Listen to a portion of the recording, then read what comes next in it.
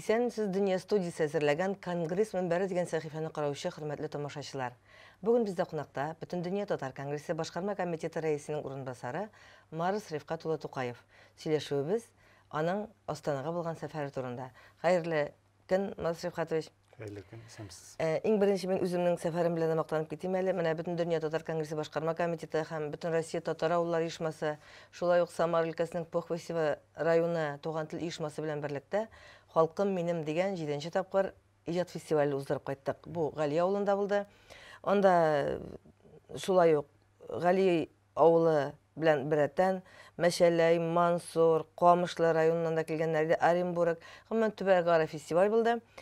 Бу фестивальнең төп максаты быелгысы Бөек җиңүнең 70 еллыгына багышланды һәм анда яңгыраган шигырьләр дә, җырлар да шул заман җырлары, шул заманга багышланган шигырьләр булды. Һәм ул бик матур гына узып китте. Әлбәттә инде әлеге бәйрәмнең төп иганәчесе безнең инде күренекле милләттәшебез, шушы көннәрдә генә 50 яшьлек юбилейны уздырган Рәсих Мөҗәһит улы Латыйпов булды. Без аңа конгресс исеменнән чын күңелдән рәхмәтләребезне җиткерәсебез килә. Һәм юбилей белән дә котлыйбыз. Һәм әйе. Тагын бер кат. Юбилейда аңа озын, сәламәт, бәхетле гомер телибез. Марс Рифкатович, менә сезнең Астанага сәфәрегез, ул уйламаганда, көтмәгәндәрәк килеп чыкты, сез тиз генә җыендыгыз да юлга чыгып киттегез. Нинди сәфәр булды бу? Безнең инде гомумән шулай тиз генә шундый сәфәрләрбез бик еш була, тиз генә җыенып чыгып китәргә туры килә. Чөнки татар дөньясы беренчедән бик зур, икенчедән кайнап тора дисәк тә дөрес булыр. Бер артлы, хәтта менә сез әйтмешсез, әле бер көннәрдә төрле мероприятиялар, чаралар узып тора.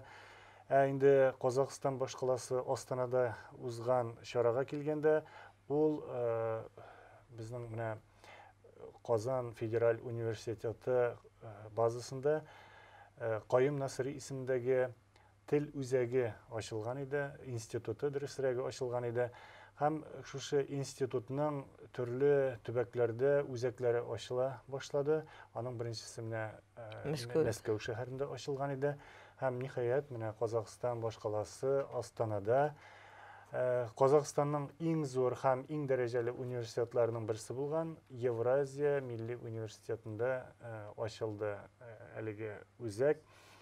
Һәм әлеге үзәк ачылу хөрмәтенә мөнәсәбәте белән инде тагын халыкара конференция оештырылган иде, фәнни-гамәли конференция. Ул Төрки дөнья мәгърифәтчеләренең иҗади мирасы дип атала.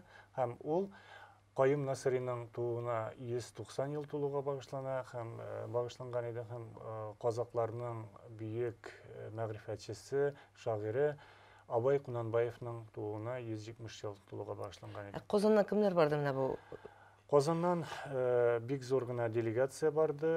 Беренче чиратта инде Казан федераль университетының филология институты директоры Рәдиф Рифкат улы Җамалетдинов, шулай ук әлеге университетның профессоры, фәннәр докторы Әлфия Шәүкәт кызы Юсупова һәм Кайым Насыри исемендәге институтның мөдире Рәсим әфәнде Хөснетдинов бардылар һәм яшь галимнәр бардылар. Шулай ук Татарстан Республикасы Мәгариф һәм фән министрлыгыннан вәкилләр бар иде. Алар арасында милли Мәгариф идарәсе башлыгы Әхмәтҗанова Лилия Марс кызы һәм шулай ук бүлек мөдире, Мәгариф министрлыгының бүлек мөдире Данис Фәнис улы Шакиров бар иде. Булай инде бик зур гына делегация бар. Менә бу шушы тел үзәген Астанада ачу кем өчен кирәк? Безнең өчен кирәкме, анда яшәгән халык өчен кирәкме? Юк, бу әлбәттә беренче чиратта безнең өчен инде гомумән татар халкы өчен бик кирәкле эш.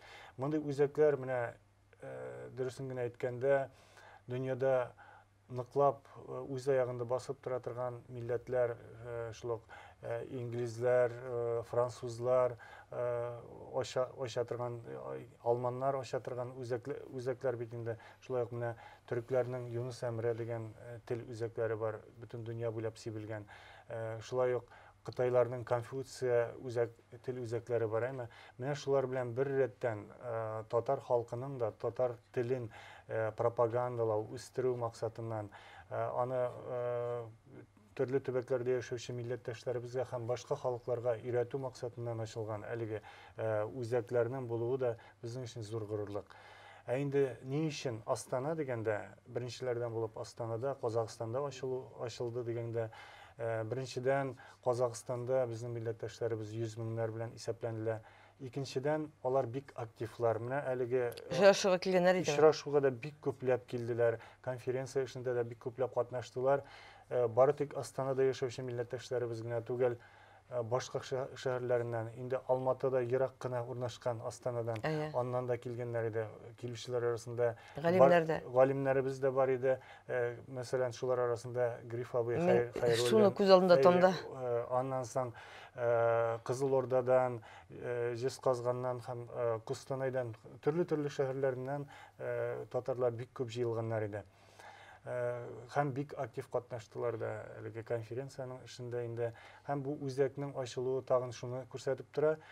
Казакъстанда безнең милләттәшләребез, менә һәм Казакъстан хөкүмәте, һәм Астана хакимияте безнең милләттәшләребезгә зур игътибар белән, шулай зур хөрмәт белән каравын күрсәтә инде. Шәфкатович, менә Мәскәүдә ачылды, Астанада ачылды. Бу дәвамлы эш булачакмы икән? Әлбәттә, бу Мәгариф министрлыгының һәм безнең федераль университетның планнары бик зурдан. Әлеге үзәкне башка төбәкләрдә дә ачу һәм башка илләрдә ачу өлкәсендә эшләр алып барыла. Шул исәптән менә бүгенге көндә инде Кытайның Синьцзян Уйгыр автоном районында ачу өстендә эш алып барыла.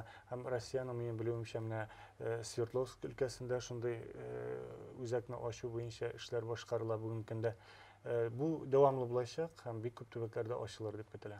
Әңгәмәгез өчен рәхмәт. Әле безнең алда тора торган эшләр шактый. Бу турыда без икенче тапшырда сөйләшербез. Алла бирсә. Рәхмәт. Үзегезгә рәхмәт. Рәхмәт сезгә. Бүген безнең дөнья студиясында кунакта Бөтен дөнья Татар конгрессы башкарма комитеты рәисе урынбасары Марс Рифкат улы Тукаев булды.